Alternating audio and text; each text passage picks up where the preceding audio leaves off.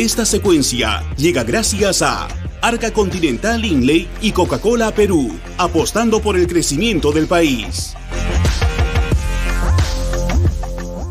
Culminó CADE Ejecutivos 2023 y uno de los expositores más esperados fue el presidente del Banco Central de Reserva, Julio Velarde, que tuvo una de las últimas exposiciones en esta clausura.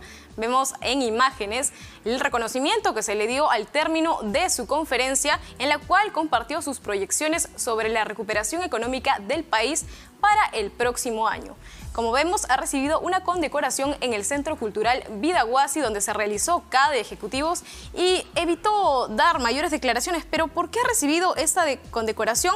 No nos han dado los detalles exactamente, pero hay que recordar que a lo largo de los años Velarde ha obtenido diversos reconocimientos por su labor en la entidad encargada de la estabilidad monetaria del país. Entre los diversos galardones que ha recibido a lo largo de su carrera se destacan el de la revista International The Banker del grupo editorial Financial Times, que hace unos años lo distinguió como banquero central del año a nivel global y también como banquero central de las Américas. Recordemos, Julio Velarde ya está al mando del BCR desde hace más de 15 años.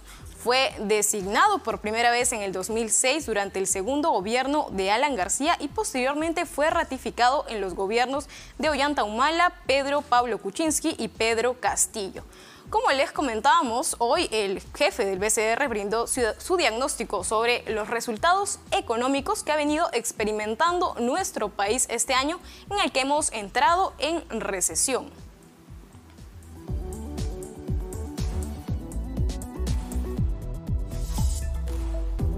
Como les comentábamos, la exposición de Julio Velarde fue una de las más esperadas del CADE Ejecutivos 2023. Ahora vamos a ver un poco de lo que ha comentado en esta exposición. Si alguna vez los empresarios hemos encontrado en un líder institucional un referente para los tiempos complejos, pues ese sin duda es el doctor Julio Velarde. El doctor Julio Velarde representa para el país y para la región. Recientemente estuvo invitado en un evento que hubo en Buenos Aires y que nosotros lo invitamos. En Argentina querían saber cómo se podía lograr la estabilidad monetaria y la solidez institucional que el Banco Central de Reserva tiene en el Perú, y fue invitado con un éxito tremendo, y nos complacemos de haber sido los intermediarios en esa invitación que nos solicitó IDEA, nuestra homóloga en Argentina. Tenemos hoy día con nosotros a Julio en un escenario político, económico y social complejo, y creo que es muy relevante escuchar su opinión, escuchar cuáles son las perspectivas desde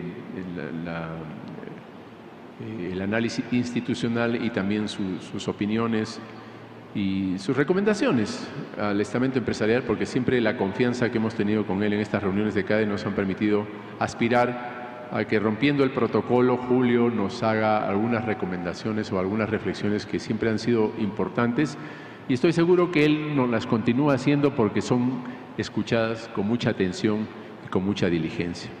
Así que vamos a empezar este diálogo, Julio, con algunas preguntas que creo que van a generar el marco de referencia para después profundizar, ¿no?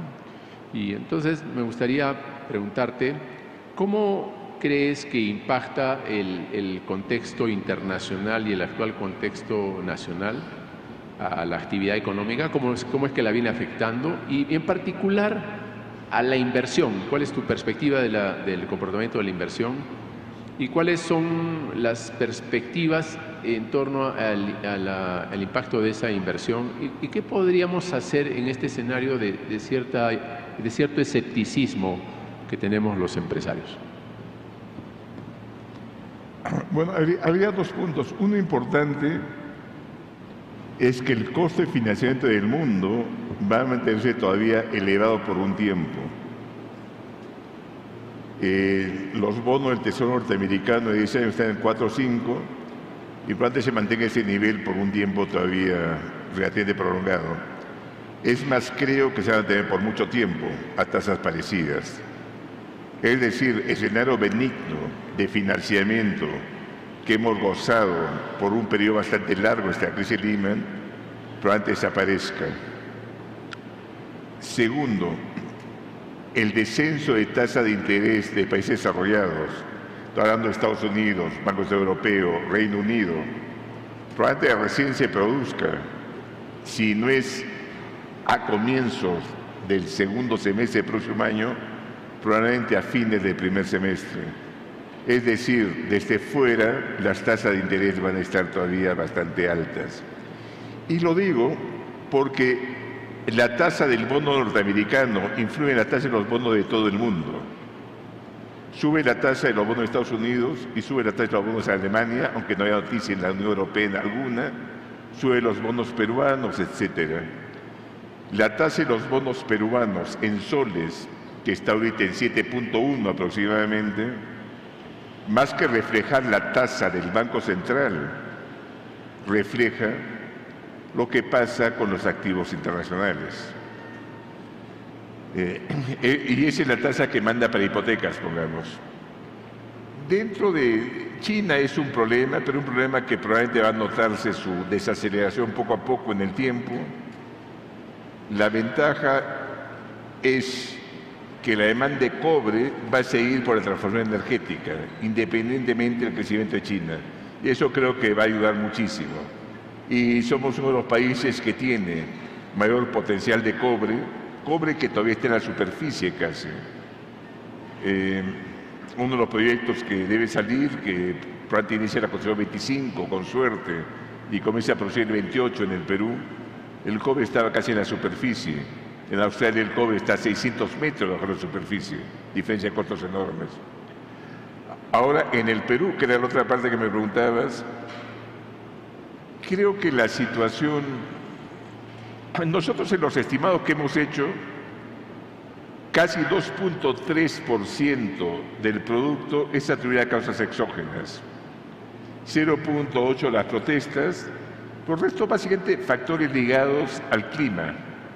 Sequías en el sur 0.1, el resto clima. El Niño y factores asociados al clima.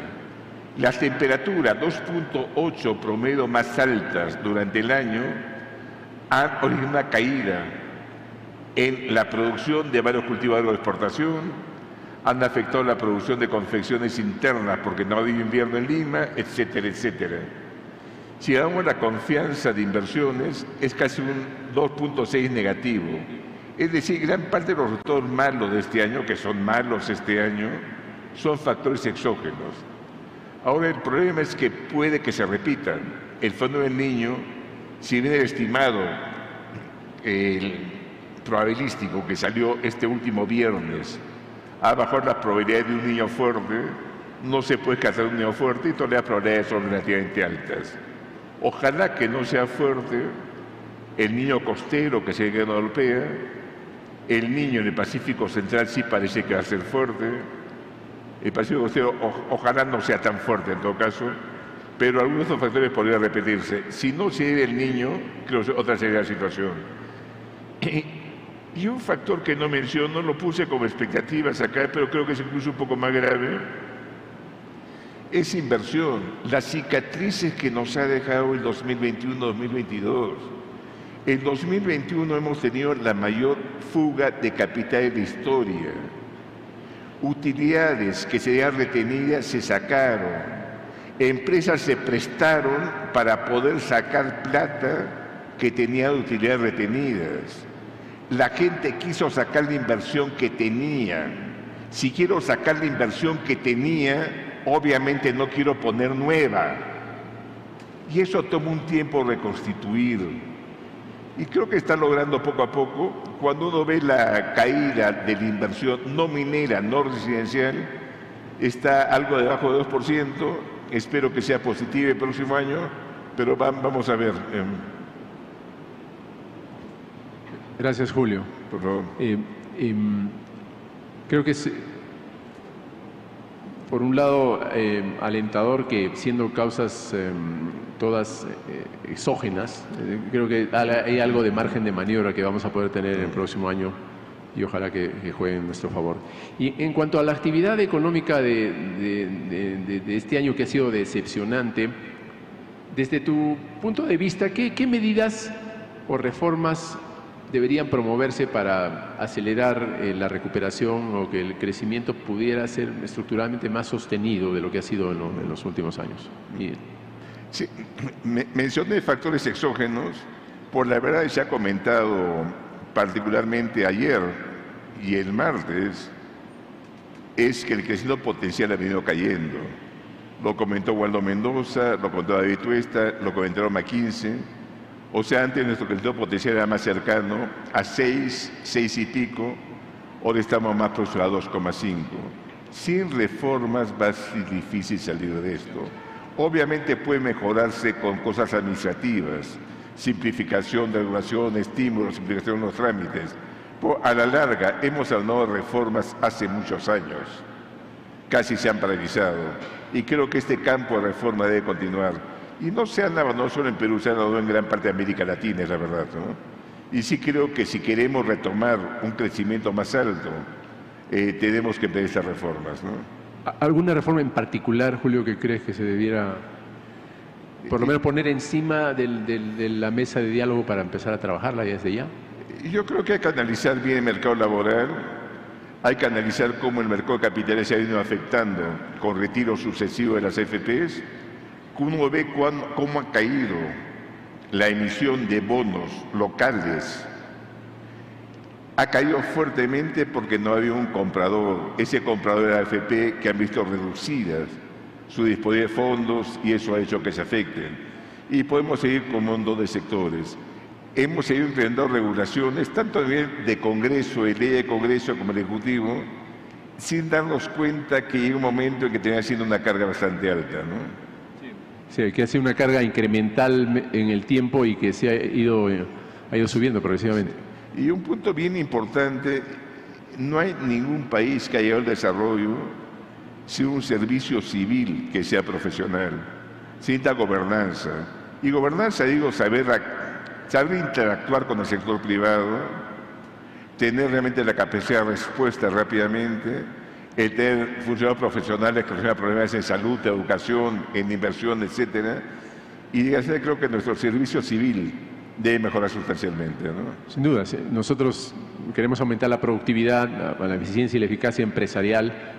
Es indudable que tenemos que empujar a que haya un servicio civil y un trabajo a nivel del capital humano del Estado y de gubernamental mucho mayor.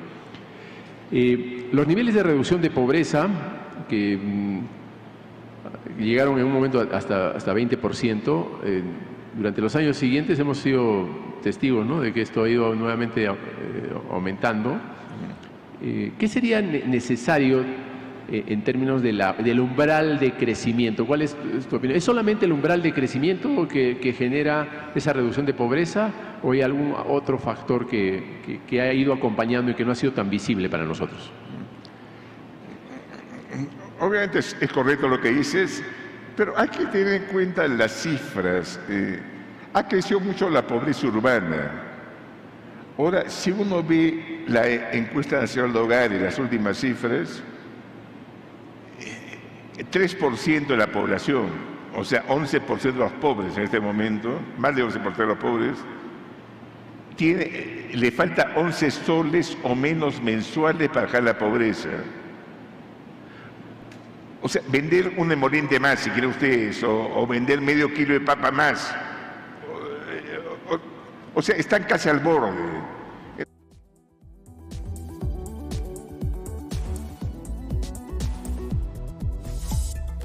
Bien, importante el análisis del presidente del Banco Central de Reserva, Julio Velarde. Si queremos retomar el crecimiento.